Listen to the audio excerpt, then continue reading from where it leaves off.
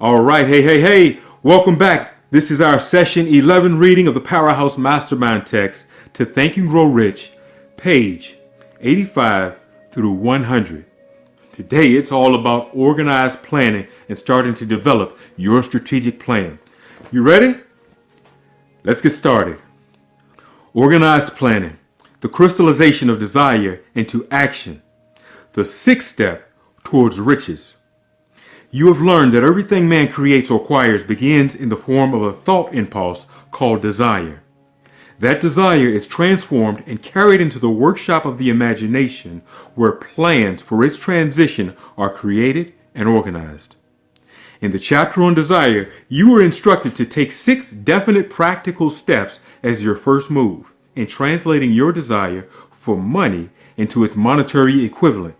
One of these steps is the formation of a definite practical plan, or plans through which this transformation may be made. You will now be instructed how to build plans which will be practical. Ally yourself with a group of as many people as you may need for the creation and carrying out of your plan, or plans for the accumulation of money, making use of the mastermind group principle described in a later chapter. Compliance with this instruction is absolutely essential. Do not neglect it. Before forming a new mastermind alliance, decide what advantages and benefits you may offer the individual members of your group in return for their cooperation. No one will work indefinitely without some form of compensation. No intelligent person will either request or expect another to work without adequate compensation, although this may not always be in the form of money.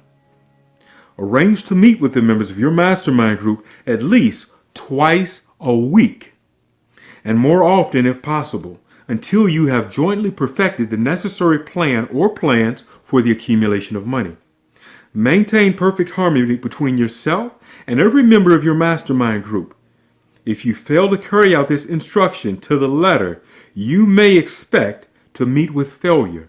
The mastermind principle cannot be executed effectively where perfect harmony does not prevail.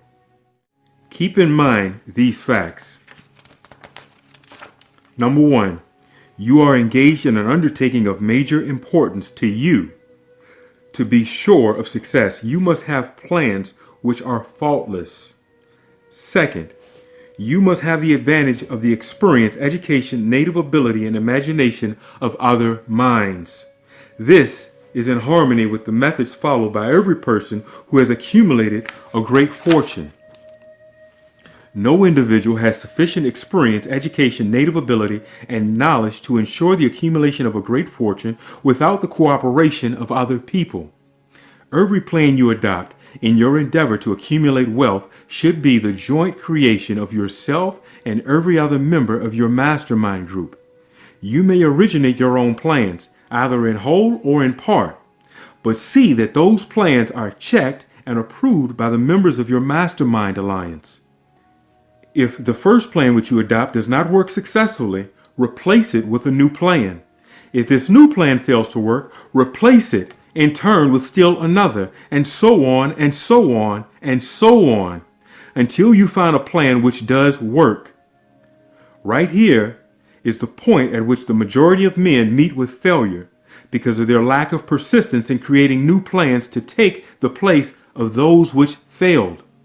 The most intelligent man living cannot succeed in accumulating money nor in any other undertaking without plans which are practical and workable. Just keep this fact in mind, and remember, when your plans fail, that temporary defeat is not permanent failure. It may only mean that your plans have not been sound. Build additional plans. Start all over again if necessary. Thomas A. Edison failed 10,000 times before he perfected the incandescent electric light bulb. That is, he met with temporary defeat 10,000 times before his efforts were crowned with success. Temporary defeat should mean only one thing: the certain knowledge that there is something wrong with your plan. Millions of men go through life in misery and poverty because they lack a sound plan through which to accumulate a fortune. Henry Ford accumulated a fortune, not because of his superior mind, but because he adopted and followed a plan which proved to be sound. 1,000 men could be pointed out, each with a better education than Ford, yet each of whom lives in poverty because he does not possess the right plan for the accumulation of money. Your achievement can be no greater than your plans are sound. That may seem to be an axiomatic statement, but it's true. Samuel Insull lost his fortune of over $100 million. The unsold fortune was built on plans which were sound. The business depression forced Mr. Insull to change his plans, and the change brought temporary defeat because his new plans were not sound. Mr. Insull is now an old man. He may consequently accept failure instead of temporary defeat. But if his experience turns out to be failure, it will be for the reason that he lacks the fire of persistence to rebuild his plans. No man is ever whipped until he quits in his own mind. This fact will be repeated many, many times because it is so easy to stay down for the count at the first sign of defeat. James J. Hill met with temporary defeat when he first endeavored to raise the necessary capital to build a railroad from the east to the west. But he too turned defeat into victory through new plans. Henry Ford met with defeat not only at the beginning of his automobile career, but after he had gone far toward the top. He created new plans and went marching on to financial victory. We see men who have accumulated great fortunes, but we often recognize only their triumph, overlooking the temporary defeats which they had to surmount before arriving. No follower of this philosophy can reasonably expect to accumulate a fortune without experiencing temporary defeat. When defeat comes, accept it as a signal that your plans are not sound. Rebuild those plans and set sail once more toward your coveted goal. If you give up before your goal has been reached, you are a quitter. A quitter never wins, and a winner never quits. Lift this sentence out. Write it on a piece of paper in letters 1 inch high and place it wherever you will see it every night before you go to sleep and every morning before you go to work. When you begin to select members of your mastermind group, endeavor to select those who do not take defeat seriously. Some people foolishly believe that only money can make money. This is not true. Desire transmuted into its monetary equivalent through the principles laid down here is the agency through which money is made. Money in itself is nothing but inert matter. It cannot move, think, or talk, but it can hear when a man who desires it calls it to come. The remainder of this chapter has been given over to a description of ways and means of marketing personal services in return for money. The information here conveyed will be of practical help to any person having any form of personal services to market, but it will be of priceless benefit to those who aspire to leadership in their chosen occupations. Intelligent planning is essential for success in any undertaking designed to accumulate riches. Here will be found detailed instructions to those who must begin the accumulation of riches with nothing more than the possibility of selling their personal services. It should be encouraging to know that practically all the great fortunes began in the form of compensation for personal services or from the sale of ideas. What else except ideas and personal services would one not possessed of property have to give in return for riches? Broadly speaking, there are two types of people in the world. One type is known as a leader. The other is a follower. Decide at the outset whether you intend to become a leader in your chosen calling or to remain a follower. The difference in compensation is vast. The follower cannot reasonably expect the compensation to which a leader is entitled, although many followers make the mistake of expecting equal pay.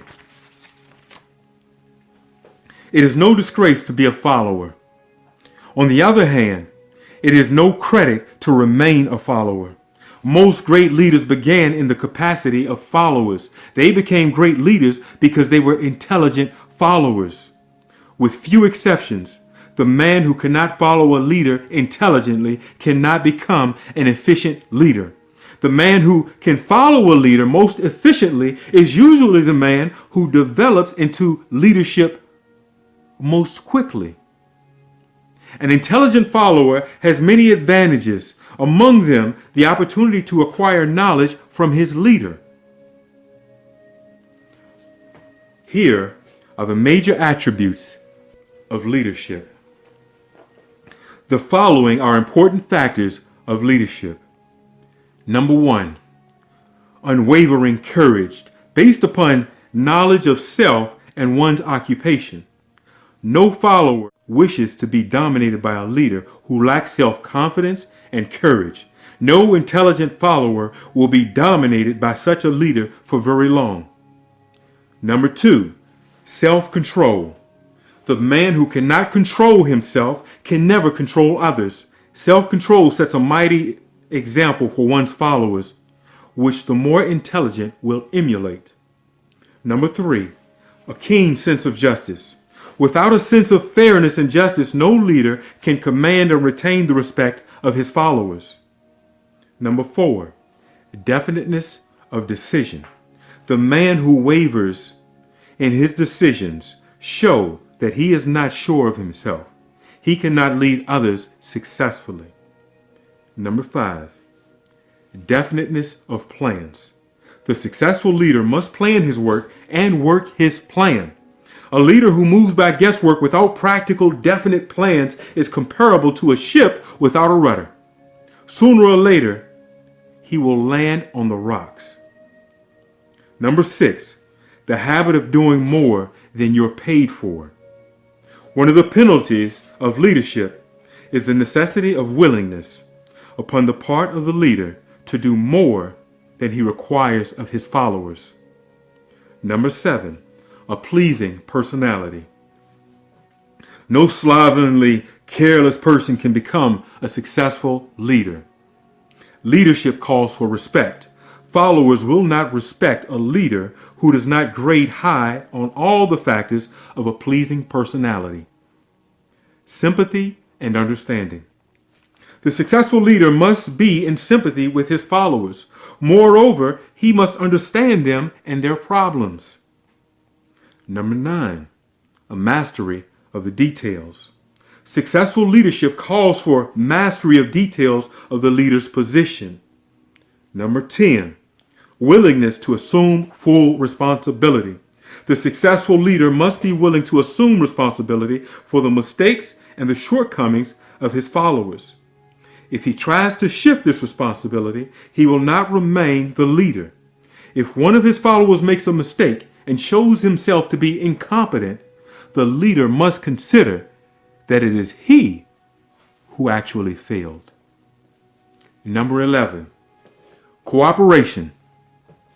The successful leader must understand and apply the principle of cooperative effort and be able to induce his followers to do the same.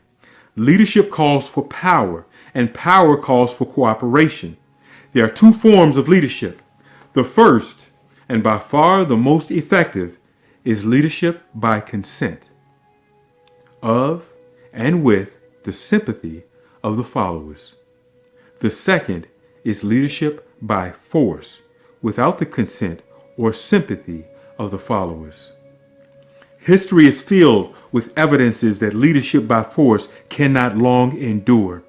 The downfall and disappearance of dictators and kings is significant. It means that people will not follow forced leadership indefinitely. The world has just entered a new era of relationships between leaders and followers. which very clearly calls for new leaders and a new brand of leaders in business and industry. Those who belong to the old school of leadership by force must acquire an understanding of the new brand of leadership, which is cooperation, or be relegated to the rank and file of those who follow. There is no other way. The relationship of the employer and employee, or the leader and the follower in the future, will be one of mutual cooperation based upon equitable division of the profits of the business. In the future, the relationship of the employer and employee will be more like a partnership than it has been in the past. Napoleon Kaiser Wilhelm of Germany, the Tsar of Russia, and the King of Spain were examples of leadership by force. Their leadership passed without much difficulty. One might point to the prototypes of these ex-leaders among the businesses, financial, and labor leaders of America who have been dethroned or slated to go. Leadership by consent of the followers is the only brand of leadership which can endure.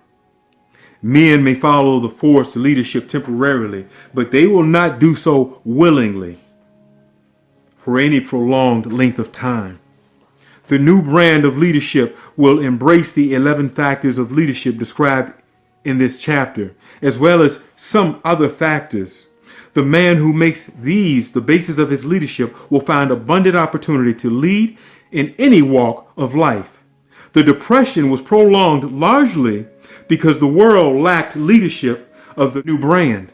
The Depression was prolonged largely because the world lacked leadership of this new brand.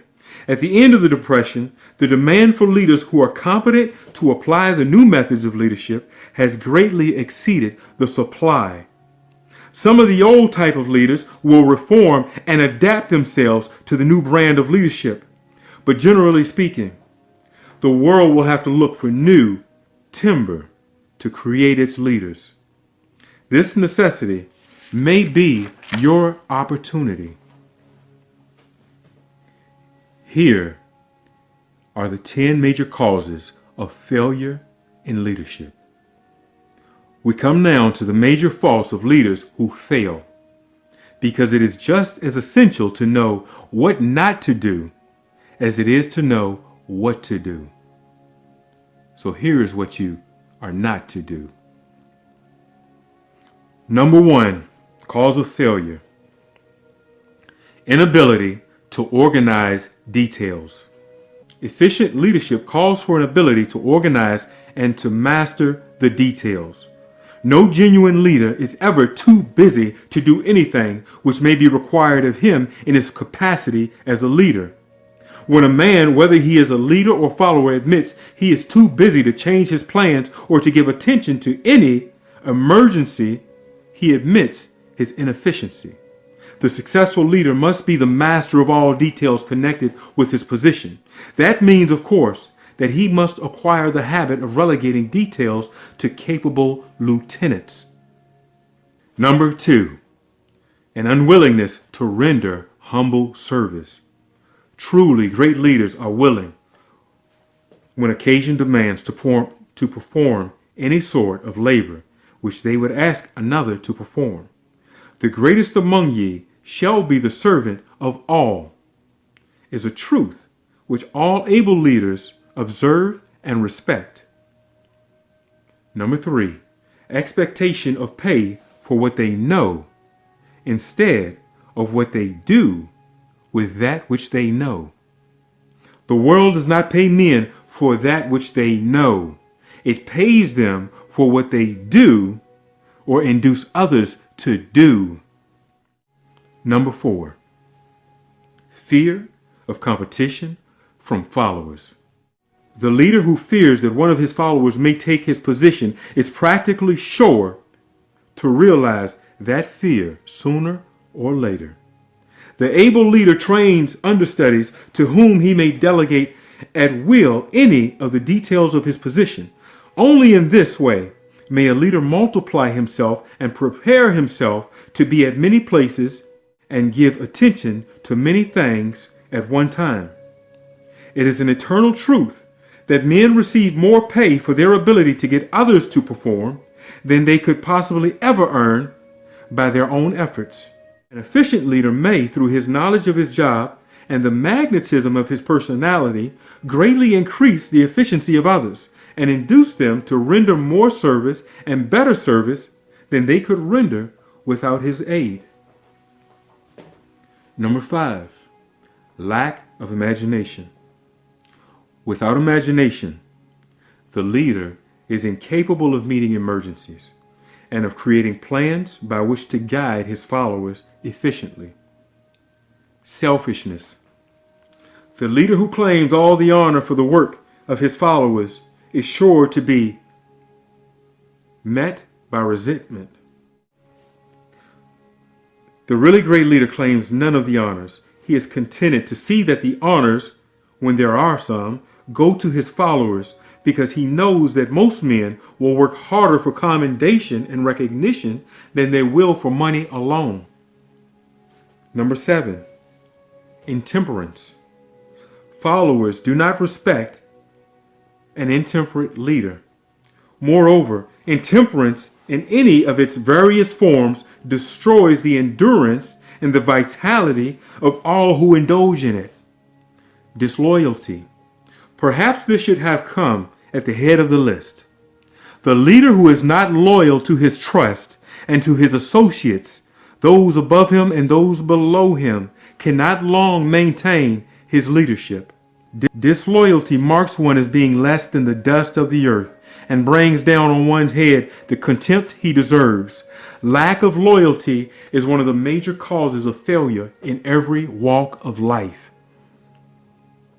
Number 9, emphasis of the authority of leadership. The efficient leader leads by encouraging and not by trying to instill fear in the hearts of his followers. The leader who tries to impress his followers with authority comes within the category of leadership through force. If a leader is a real leader, he will have no need to advertise that fact except by his conduct, his sympathy, understanding, fairness, and a demonstration that he knows his job. Number 10, emphasis of title. The competent leader requires no title to give him the respect of his followers. The man who makes too much over his title generally has little else to emphasize. The doors to the office of the real leader are open to all who wish to enter, and his working quarters are free from formality or ostentation. These are among the more common of the causes of failure in leadership. Any one of these faults is sufficient to induce failure. Study the list carefully if you aspire to leadership, and make sure that you are free of those faults. Some fertile fields in which new leadership will be required. Before leaving this chapter, your attention is called to a few of the fertile fields in which there has been a decline of leadership, and in which the new type of leader may find an abundance of opportunity. First, in the field of politics, there is a most insistent demand for new leaders, a demand which indicates nothing less than emergency. The majority of politicians have seemingly become high-grade, legalized racketeers. They have increased taxes and debunked the machinery of industry and business until the people can no longer stand the burden. They need to be fired. Second, the banking business is undergoing a reform. The leaders in this field have almost entirely lost the confidence of the public. Already the bankers have sensed the need of reform, and they have already begun it. Third, industry calls for new leaders. The old type of leaders thought and moved in terms of dividends instead of thinking and moving in terms of human equations. The future leaders in industry, to endure, must regard himself as a quasi-public official whose duty is to manage his trust in such a way that it will work hardship on no individual or group of individuals. Exploitation of men, working men, is a thing of the past. Let the man who aspires to leadership in the field of business, industry, and labor remember this. Fourth, the religious leader of the future will be forced to give more attention to the temporal needs of his followers and the solution of their economic and personal problems of the present, and less attention to the dead past and the yet unborn future. Fifth, in the professions of law, medicine, and education, a new brand of leadership, and to some extent, new leaders will become a necessity. This is especially true in the field of education. The leader in that field must, in the future, find ways and means of teaching people how to apply the knowledge they receive in school. He must deal more with practice and practical execution and less with theory. Six, new leaders will be required in every field of journalism. Newspapers of the future, to be conducted successfully, must be divorced from special privilege and relieved from the subsidy of advertising. They must cease to be organs of propaganda for the interests which patronize their advertising columns. The type of newspaper which publishes scandals and lewd pictures will eventually go the way of all forces which debunk the human mind. These are but a few of the fields in which opportunities for new leaders and a new brand of leadership are now available. The world is undergoing a rapid change. This means that the media through which the changes in human habits are promoted must be adapted to the changes. The media here described are the ones which more than any others determine the trends of civilization. We now embark on when and how to apply for a position. The information described here is the net result of many years of experience, during which thousands of men and women were helped to market their services effectively. It can, therefore, be relied upon as sound and practical. The media through which services may be marketed. Experience has proved that the following media offer the most direct and effective methods of bringing the buyer and seller of personal services together. Number one, the employment bureaus. Care must be taken to select only reputable bureaus, the management of which can show adequate records of achievement of satisfactory results. There are comparatively few such bureaus and recruiting agencies. Number two, advertising in newspapers, trade journals, magazines, and radios. Classified advertising may usually be relied upon to produce satisfactory results in the case of those who apply for clerical or ordinary salaried positions. Display advertising is more desirable in the case of those who seek executive connections. The copy to appear in the section of the paper which is most apt to come to the attention of the class of employer being sought. The copy should be prepared by an expert who understands how to inject sufficient selling qualities to produce replies. Number three, personal letters of application, directed to particular firms or individuals most apt to need such services as are being offered. Letters should be neatly typed, always and signed by hand. With the letter should be sent a complete brief or outline of the applicant's qualifications. Both the letter of application and the brief of experience or qualifications should be prepared by an expert. See the instructions as to the information to be supplied. Number four, application through personal acquaintances. When possible, the applicant should endeavor to approach prospective employers through some mutual acquaintance. This method of approach is particularly advantageous in the case of those who seek executive connections and do not wish to appear to be peddling themselves. Number five, application in person. In some instances, it may be more effective if the applicant offers personally his services to the prospective employers, in which event a complete written statement of qualifications for the position should be presented, for the reason that prospective employers often wish to discuss with associates one's records. Here is information to be supplied in a written brief or resume.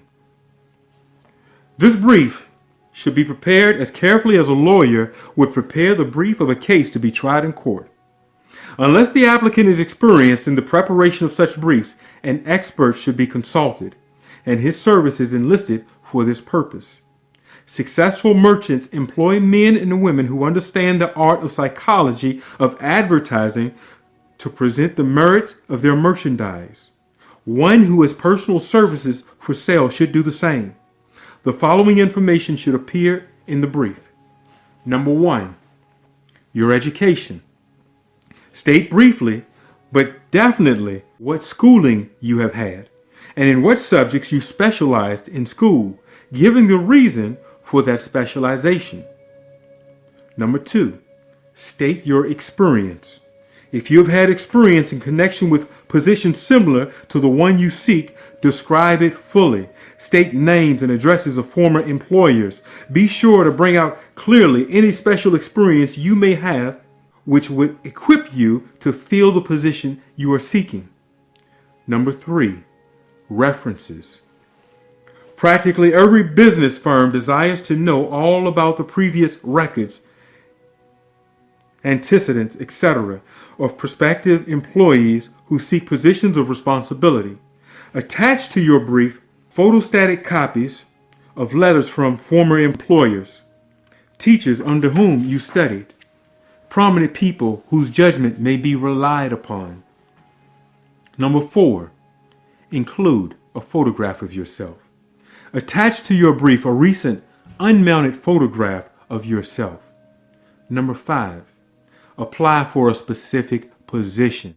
Avoid applying for a position without describing exactly what particular position you seek. Never apply for just any position, because that indicates you lack specialized qualifications. Number 6, state your qualifications.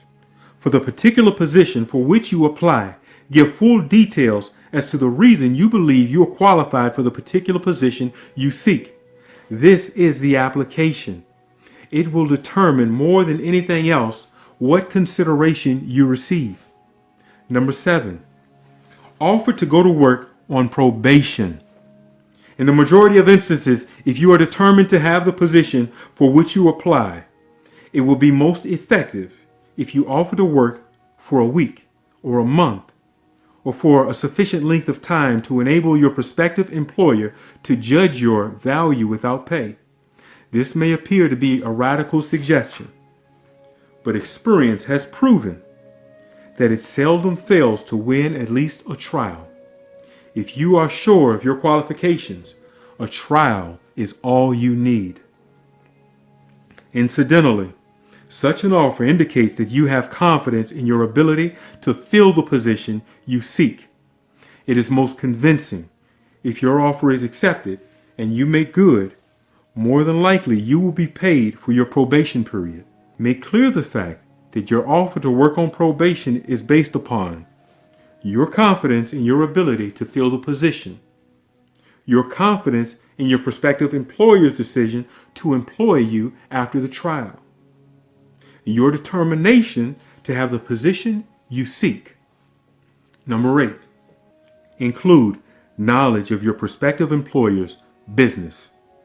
Before applying for a position, do sufficient research in connection with the business to familiarize yourself thoroughly with that business, and indicate in your brief the knowledge you have acquired in this field. This will be impressive as it will indicate that you have imagination and a real interest in the position you seek. Remember that it is not the lawyer who knows the most law, but the one who best prepares his case that wins.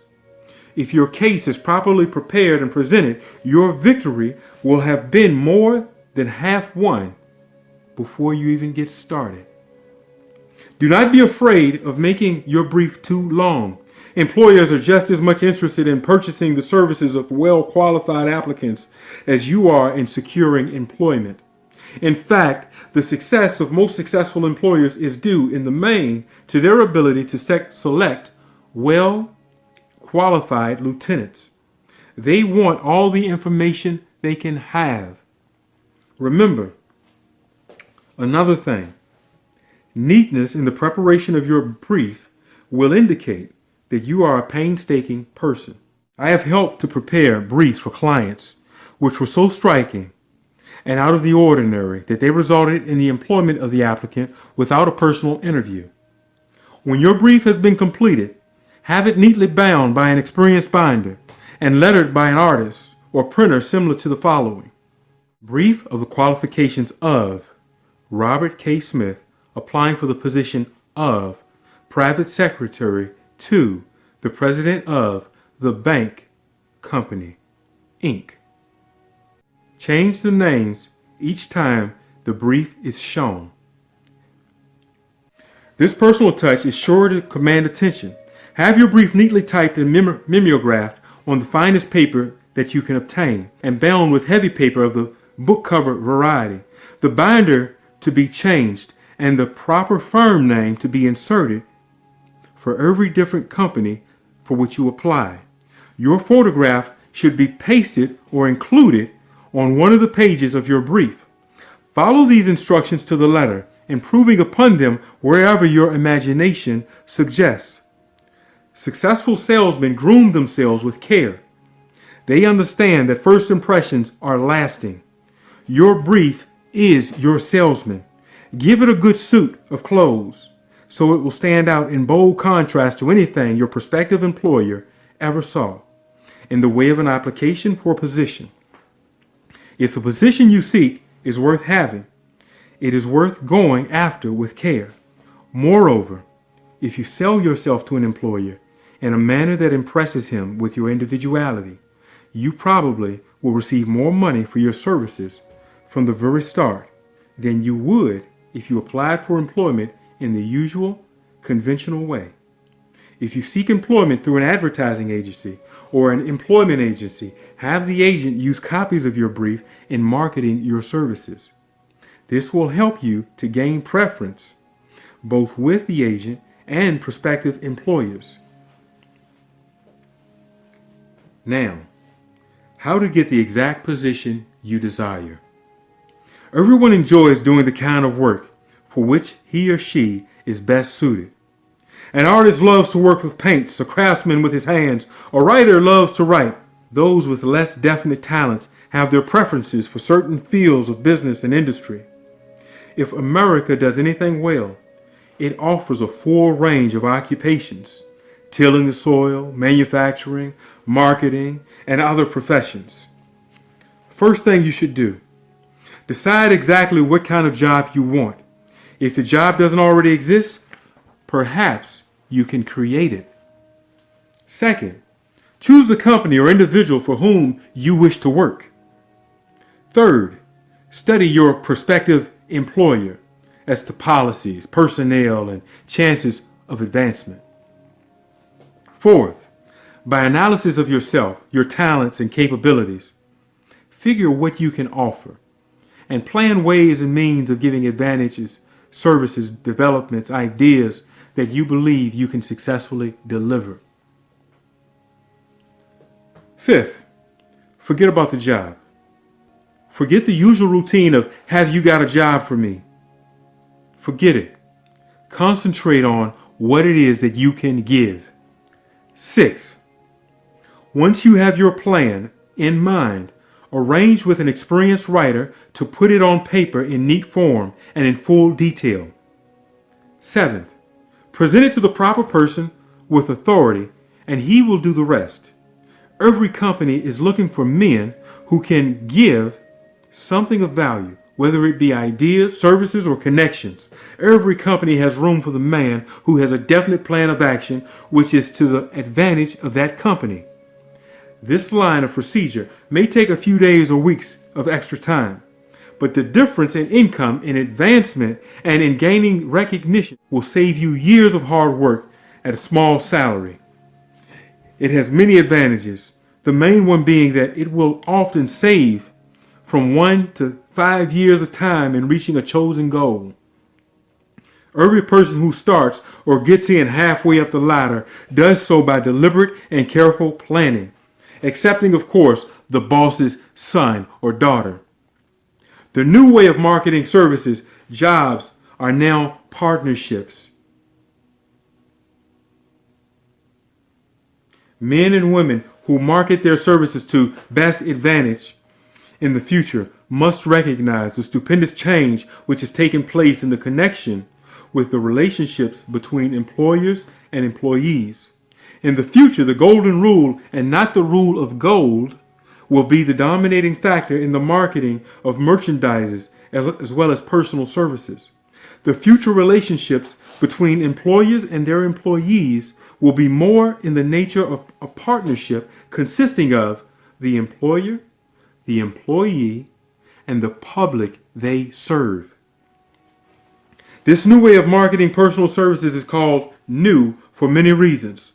First, both the employer and employee of the future will be considered as fellow employees whose business it will be to serve the public efficiently. In times past, employers and employees have bartered among themselves, driving the best bargains they could with one another, not considering the final analysis they were in reality bargaining at the expense of the third party, the public they served. The Depression served as a mighty protest from an injured public whose rights had been trampled upon in every direction by those who were clamoring for individual advantages and profits. When the debris of the Depression shall have been cleared away, and businesses shall have been once again restored to balance, both employers and employees will recognize that they are no longer privileged to drive bargains at the expense of those they serve. The real employer of the future will be the public, the customer, the client. This should be kept uppermost in mind by every person seeking to market personal services effectively. Nearly every railroad in America is in financial difficulty. Who does not remember the day when, if a citizen inquired at the ticket office the time of departure of the train, he was abruptly referred to the bulletin over there on the board, instead of being politely given the information? The streetcar companies have experienced a change of times also. There was a time not so very long ago when streetcar conductors took pride in giving argument to passengers. Many of the streetcar tracks have been removed and passengers ride on a bus whose driver is the last word in politeness. All over the country, streetcar tracks are rusting from abandonment or having been taken up. Wherever streetcars are still in operation, passengers may now ride without argument, and one may even hail the car in the middle of the block, and the motorman will obligingly pick that person up. Oh, how times have changed. That is just the point I'm trying to emphasize. Times have changed.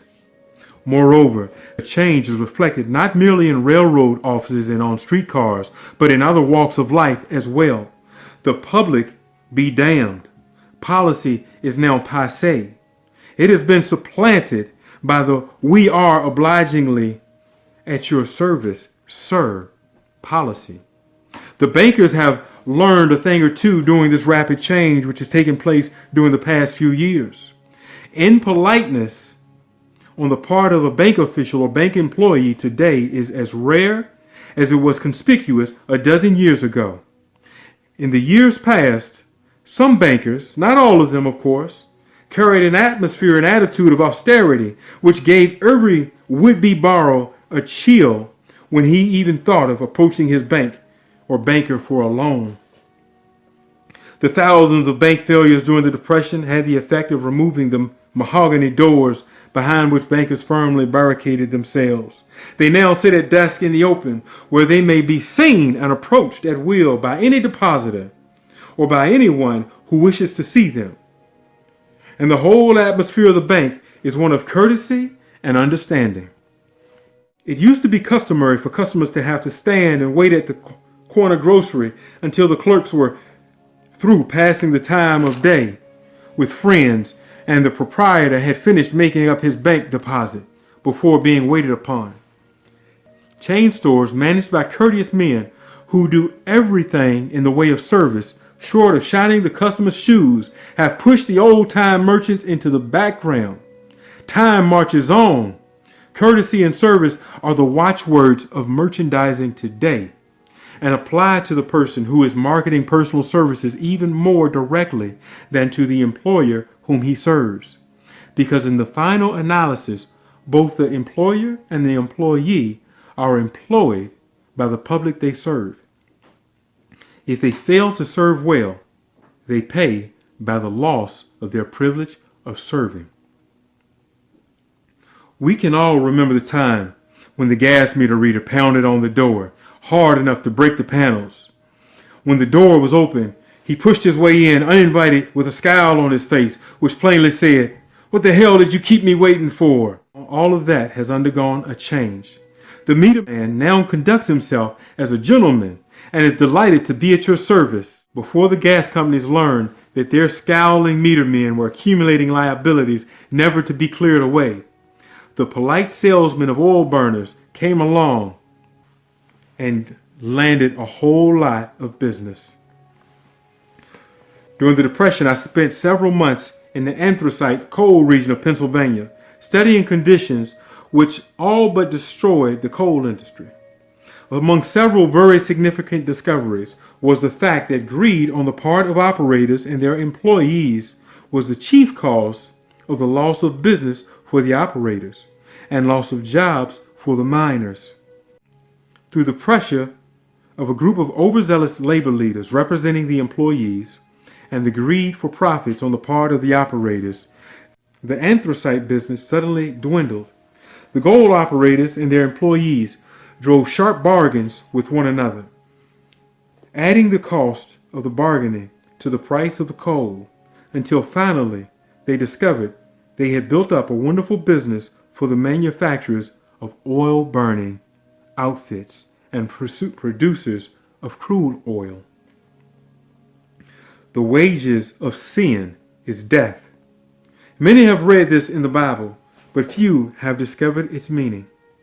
Now, and for several years, the entire world has been listening by force to a sermon which might well be called, "Whatsoever a man soweth, that shall he also reap." Nothing as widespread and effective as the Depression could possibly be just a coincidence. Behind the Depression was a cause. Nothing ever happens without a cause. In the main, the cause of the Depression is traceable directly to the world habit of trying to reap without sowing. This should not be mistaken to mean that the Depression represents a crop which the world is being forced to reap without having sown. The trouble is that the world sowed the wrong sort of seed. Any farmer knows he cannot sow the seed of thistles and reap the harvest of grain. Beginning at the outbreak of the World War, the people of the world began to sow the seed of service inadequate in both quality and quantity. Nearly everyone was engaged in the pastime of trying to get without giving. These illustrations are brought to the attention of those who have personal services to market, to show that we are where we are and what we are because of our own conduct. If there is a principle of cause and effect which controls businesses, finance, and transportation, this same principle controls individuals and determines their economic status. What is your QQS rating? The causes of success in marketing services effectively and permanently have been clearly described. Unless those causes are studied, analyzed, understood, and applied, no man can market his services effectively or permanently. Every person must be his own salesman of personal services. The quality and the quantity of service rendered and the spirit in which it is rendered determine to a large extent the price and the duration of one's employment. To market personal services effectively, which means a permanent market at a satisfactory price under pleasant conditions, one must adopt and follow the QQS formula, which means that quality plus quantity plus the proper spirit of cooperation equals perfect salesmanship of service. Remember the QQS formula, but do a little bit more. Apply it as a habit. Let's analyze the formula to make sure we understand exactly what it means. Number 1, quality of service. Quality of service shall be construed to mean the performance of every detail in connection with your position in the most efficient manner possible, with the objective of greater efficiency always in mind. Number 2, quantity of service. Quantity of service shall be understood to mean the habit of rendering all the service of which you are capable at all times, with the purpose of increasing the amount of service rendered as greater skill is developed through practice and experience. Emphasis is again placed on the word habit. Number 3, the spirit of service. The spirit of service shall be construed to mean the habit of agreeable, harmonious conduct which will induce cooperation from associates and fellow employees. Adequacy of quality and quantity of service is not sufficient to maintain a permanent market for your services. The conduct or the spirit in which you deliver those services is a strong determining factor in connection with both the price you receive and the duration of the employment. Andrew Carnegie stressed this point more than others in connection with his description of the factors which lead to success in the marketing of personal services. He emphasized again and again the necessity for harmonious conduct. He stressed the fact that he would not retain any man, no matter how great a quantity or how efficient the quality of his work, unless he worked in a spirit of harmony. Mr. Carnegie insisted upon me being agreeable. To prove that he placed a high value upon this quality, he permitted many men who conformed to his standards to become very wealthy. Those who did not conform had to make room for others. The importance of a pleasing personality has been stressed because it is a factor which enables one to render service in the proper spirit. If one has a personality which pleases and renders service in a spirit of harmony, these assets often make up for the deficiencies in both the quality and the quantity of services one renders.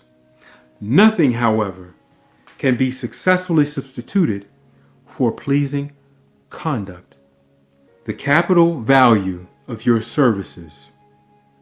The person whose income is derived entirely from the sale of personal services is no less a merchant than the man who sells commodities.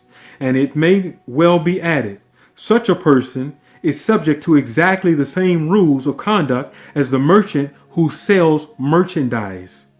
This has been emphasized because the majority of people who live by the sale of personal services make the mistake of considering themselves free from the rules of conduct and the responsibilities attached to those who are engaged in marketing commodities. The new way of marketing services has practically forced both employer and employee into partnership alliances, through which both take into consideration the right of the third party, the public they serve, the customer, the client. The day of the go-getter has passed. He has been supplanted by the go-giver. High-pressure methods in business finally blew the lid off. There will never be the need to put the lid back on, because in the future, business will be conducted by methods that will require no pressure. The actual capital value of your brains may be determined by the amount of income you can produce by marketing your services. A fair estimate of the capital value of your services may be made by multiplying your annual income by 16 2/3, as it is reasonable to estimate that your annual income represents 6% of your capital value. Money rents for 6% annually. Money is worth no more than brains. It is often worth much less. Competent brains, if effectively marketed, represents a much more desirable form of capital than that which is required to conduct a business dealing in commodities, because brains are a form of capital which cannot be permanently depreciated through depression. Nor can this form of capital be stolen or spent.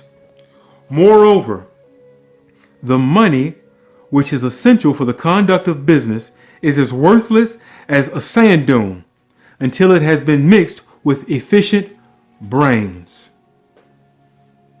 So that completes today's reading. Hey, if you still need a copy of the book, go ahead over to www.powerhousemotivations.com/Success University. Get yourself a copy of the book. It's on sale for you right now. It's on sale. Get the PDF version. That way you don't have to wait. You can get the PDF version. You can print out the pages as you need. Hey, what I like to do is I print it out, punch some holes in it, and put it into a 3-ring binder. That way I can keep it. The pages are nice and large. I can write on the pages, take notes on the pages, and I'd recommend you go ahead and do the same thing. Go ahead over there right now to successuniversity.com. That's powerhousemotivations.com/Success University. That completes today's reading. So you can go ahead and turn this one off. Go ahead to the next video. The next video is available on the website. You got the link to it. If you're still looking for a link, you should be able to get to it at powerhousemotivations.com/The People's Coach. Again, that's powerhousemotivations.com/The People's Coach. If you're in the coaching program, then we'll make sure you have a link. If not, go ahead and get that. Go over there, get the book, and I'll see you on the next video. Let's read that together. If you're busy, I'll read it for you. Don't worry, you can listen to it as you go. I've got you covered. Talk to you later.